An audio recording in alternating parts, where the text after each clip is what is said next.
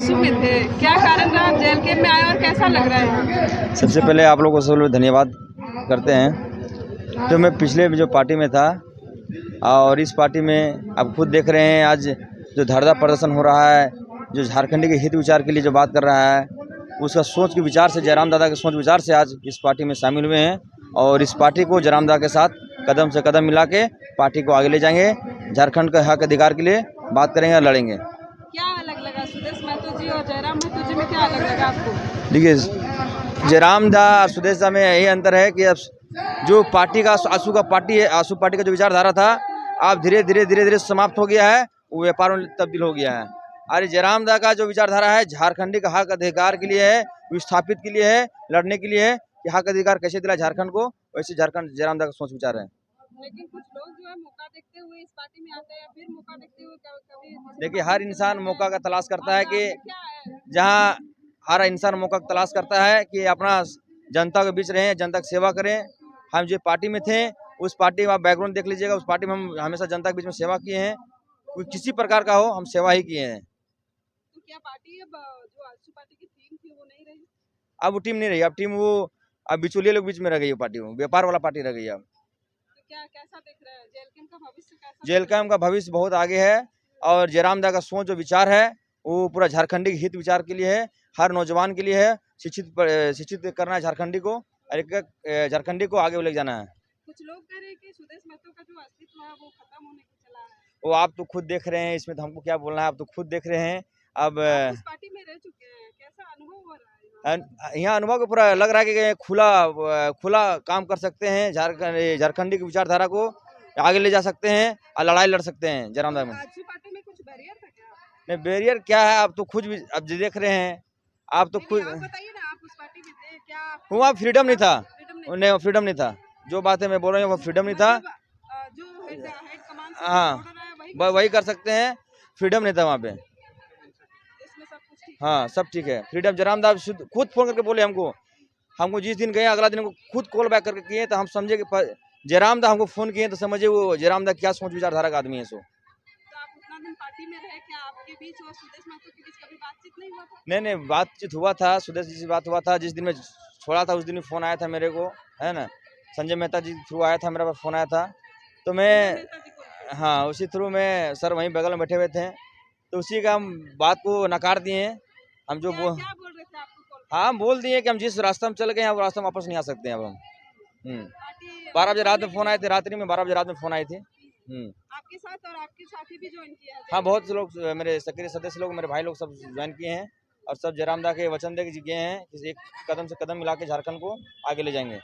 यहाँ पे सबसे पहले यहाँ पे देखिए, आज धरना प्रदर्शन जो हो रहा है, यहाँ पे धरना प्रदर्शन आज होता नहीं होता। आज धरना प्रदर्शन इसलिए हो रहा है क्योंकि यहाँ पे नेता लोग जो है व्यापार बन गया है। नेता लोग मतलब नेता नहीं है, नेता विधायक बनने के बाद समझे व्यापार है। 81 में एक विधायक वैसा है जयराम दा जो झारखंडी सोच विचारधारा का आदमी है। आज 75% अपना जो पैसा मिलता है विधायक का, 75% अपना जनता को दान दिए, स्टूडेंट को ये दान दिए। ऐसा पहला विधायक है, ऐसा कोई विधायक बता दिए झारखंड में कोई है? यहाँ पे सारी झारखंडी में बिहारी लोग का हावी है, बाहरी लोग का हावी है। इसलिए धीरे धीरे इसको जयराम दा एकजुट कर रहे हैं झारखंड को और धीरे धीरे सबको बाहर को साफ करेंगे। क्या बोलिएगा, आज यहाँ पे आए हैं? आज बैठने का कारण नहीं होता। आज यहाँ पे आप झारखंडी लोग अच्छा रहता, झारखंडी लोग हम लोग सोचता तो झारखंडी लोग यहाँ नहीं बैठता। आज बाहरी लोग में सब कब्जा हो गया है क्योंकि सबसे इसमें कारण कोई है तो नेता लोग है। क्या मांग करिएगा सरकार से? क्या मांग करेंगे? सरकार से क्या मांग करेंगे? सरकार तो सोचता है कि 5 साल के लिए हम गद्दी में बैठ गए हैं, जो मन करेगा हम वो करेंगे। इरफान अंसारी देखते हैं, इरफान अंसारी क्या बोलते हैं? इरफान अंसारी समझिए कॉमेडियन है वो बोलते हैं कि जयराम दा हम लोग भी नहीं छोड़ते हैं, हमारा बाल पक गया हम टेंशन से। तो समझिए क्या लेवल का मंत्री है। सो बताइए, वो कॉमेडियन है, उनका बातें नहीं कुछ बोल सकते हैं। आज स्वास्थ्य मंत्री मेरा सही रहते तो यहाँ पे जितना बैठे हुए झारखंडी लोग वहाँ नहीं बैठते आज। चलिए, आपका क्या नाम है? मेरा नाम सूरज कुमार है। क्या बोलिएगा, जो चीजें जो मांगे लेकर आप लोग यहाँ आए हुए, क्या लगता है जवाब मिलेगा? देखिए, ये झारखंड फार्मेसी काउंसिल जो कमेटी बनी है वो पूरे तरीके से अभी एक स्कैम कर रही है। झारखंड में बहुत बड़ा स्कैम है इसका। पूरे झारखंड में अगर आप फार्मेसी को लेकर के देखिएगा तो तकरीबन 120 कॉलेजेस हैं, जिसमें एकमात्र सरकारी कॉलेज है जिसकी बिल्डिंग आप यहाँ देख रहे हैं, जिसमें फार्मेसी। अब 120 कॉलेज में सभी कॉलेजेस को 60 स्टूडेंट है जो सभी को पढ़ाना है, तो लगभग एक साल में 7200 मतलब 7200 जो स्टूडेंट हैं वो पास आउट होते हैं फार्मेसी को लेकर के। सवाल ये है, हमारा धरना इस चीज़ को लेकर के है कि ये जो फार्मेसी काउंसिल है वो अपने आप में एग्जामिनेशन काउंसिल में कन्वर्ट हो गया है। वो एग्जामिनेशन काउंसिल जब कन्वर्ट हो गया है तो ये लोग पर स्टूडेंट एक सेशन में 20,000 रुपये लेने का काम करता है। आप अगर 7200 को 20,000 रुपये से गुना कर दीजिएगा, सारा इन्फॉर्मेशन कहाँ से मिला? वह मैं आपको बता रहा हूँ, आप सुन तो लीजिए पूरा 20 जब 20,000 को आप गुना करेंगे 7200 से तो 14 करोड़ 40 लाख रुपया आएगा। दो सेशन को उससे जोड़ दीजिएगा तो 28 करोड़ 80 लाख रुपया आएगा।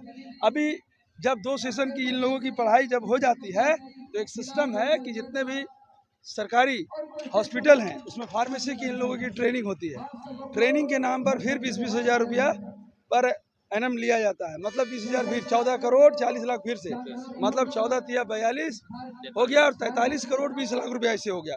जब ये सब सारा कुछ हो जाता है तो जैसे बच्चे LLB की पढ़ाई करते हैं और जब उनको वकील बनना होता है तो वकील बनने के लिए बार एसोसिएशन में उनको रजिस्टर्ड करना होता है।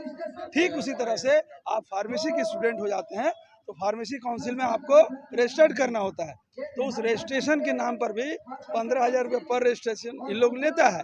अब उस 15,000 CM रखते हैं, सेक्रेटरी रखते हैं, या जो यहाँ का सेक्रेटरी है फार्मेसी काउंसिल का वो रखते हैं, या स्वास्थ्य मंत्री रखते हैं? पहला सवाल। दूसरा, आपने 120 कॉलेजेस दिया है तो हमको एक कॉलेज का इंफ्रास्ट्रक्चर दिखता है, उसका प्रैक्टिकल रूम दिखता है।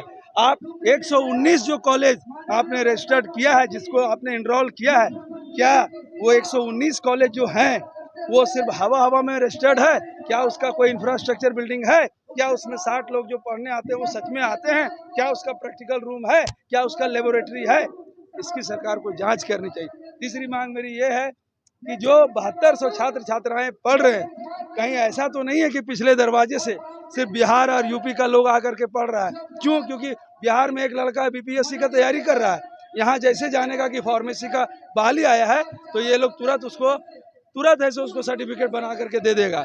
जगह खाली रखता है, उस सर्टिफिकेट को 2 लाख 5 लाख 10 लाख में बेचने का काम करता है। सवाल ये है कि आप उसको 7200 स्टूडेंट का आप रेसिडेंशियल चेक करिए, क्या सच में वो लोग झारखंडी हैं कि नहीं है? आप टीचर की बहाली में देख लीजिए, जितने भी B.Ed से लोग आए हैं तो B.Ed का सर्टिफिकेट इतना सारा बिहार और यूपी वाला लोग को झारखंड का यूनिवर्सिटी से कैसे मिल गया? सवाल ये। तीसरा सवाल ये है कि इस फार्मेसी काउंसिल में 11 सदस्यीय टीम है, 11 सदस्यीय टीम है जो कि स्थायी तौर पर है। उसमें से 10 लोग बिहार और यूपी के हैं, एकमात्र अमित कुमार है जो कि आपका रिम्स में काम करता है, वो एकमात्र झारखंडी है। तो मेरा ये सवाल है सरकार से कि जब पृथक राज्य बन गया है, अब्बुआ दिसुम अब्बुआ राज, अपना शासन का स्लोगन है हम लोग का, तो फिर 11 में से 10 लोग स्थायी तौर पर इसके सदस्य क्यों हैं? उन लोगों की सदस्यता रद्द कर दी जाए और जो पहले से इस काउंसिल में हमारे मेंबर हैं उनको रजिस्टर्ड किया जाए और झारखंडी सचिव नियुक्त किया जाए, ये हमारी मांग है। क्या नाम है आपका और पार्टी में क्या? मेरा नाम सूरज कुमार साहू हुआ और पार्टी में हम संस्थापक सदस्य भी हैं और केंद्रीय उपाध्यक्ष भी। जिंदाबाद जिंदाबाद। थे, सक्रिय थे, बड़े भाई हैं ये पवन साहू जी मेरे साथ में थे। तो जब ये बड़ा भाई ने साथ छोड़ दिया, आंसू का दामन छोड़ दिया, तो मैंने भी साथ साथ, मुझे लगा कि उज्जवल भविष्य की ओर एक नौजवान का एक पार्टी आ रही है, JLKM टाइगर जयराम महतो जी के नेतृत्व में, तो हमें लगा कि ये भविष्य है, हमें लग रहा है। और झारखंड में जिस तरह से क्रांतिकारी बिगुल बज चुका है स्टूडेंट का, झारखंडियों का हक का, तो मुझे लगा कि अब हमें ये पार्टी छोड़कर हमें हक की लड़ाई, जो झारखंडी के हक की बात करती है, उसके हक के लिए बात करती है, जिनके स्टूडेंट के हक के लिए बात करती है, उनके लिए उस पार्टी में हम जाएं और झारखंड के भविष्य को संवारने में थोड़ा सा योगदान दें। सुदेश महतो भी बहुत जी और एक और सुदेश महतो कहते हैं कि इस हमारे पार्टी में युवा आ रहे हैं जी। और एक तरह से युवा वापस आ रहे हैं आपको छोड़कर, तो कैसे देख रहे हैं आप? देखिए क्या है कि अभी जो परिवर्तन का लहर है झारखंड में, सुदेश जी से पूरे झारखंड में बहुत उम्मीद किया गया था कि वो झारखंडियों के हित के लिए, झारखंडी लोगों के लिए, हित के लिए और उनके हक के लिए बात करेंगे, उनके अधिकार के लिए बात करें। उन्होंने कुछ हद तक, कुछ सालों तक किया, बाद में वो शांत बैठ गए। जब वो शांत बैठ गए तब पार्टी का विलय चालू हो गया। इस वजह मैं नहीं उस विषय में ज़्यादा गंभीर रूप से नहीं बात करना चाहता हूँ। मैं अभी बात करना चाहता हूँ टाइगर जयराम महतो के विषय में, जेल के विषय में, और हम लोग जिस धरना में आए हुए हैं अभी झारखंड काउंसिल ऑफ फार्मेसी के बारे में, इस हक के लिए बात करने के लिए आए। यहाँ पर सारे स्टूडेंट जो हक के लिए आए हैं, जिसके झारखंडियों के हक के लिए, मूलवासी के लिए, अपने अधिकार के लिए, तो हम चाहते हैं कि अधिकार मिले, झारखंडियों को हक मिले, उसके अधिकार मिले, और उसके लिए जहां भी लड़ना पड़े हम हर कदम से कदम मिला करके, बड़े भाई देवेंद्र नाथ महतो जी वहां पर नेतृत्व कर रहे हैं, उनका साथ देंगे और हर कदम में साथ देंगे और झारखंडियों के हक के लिए लड़ेंगे।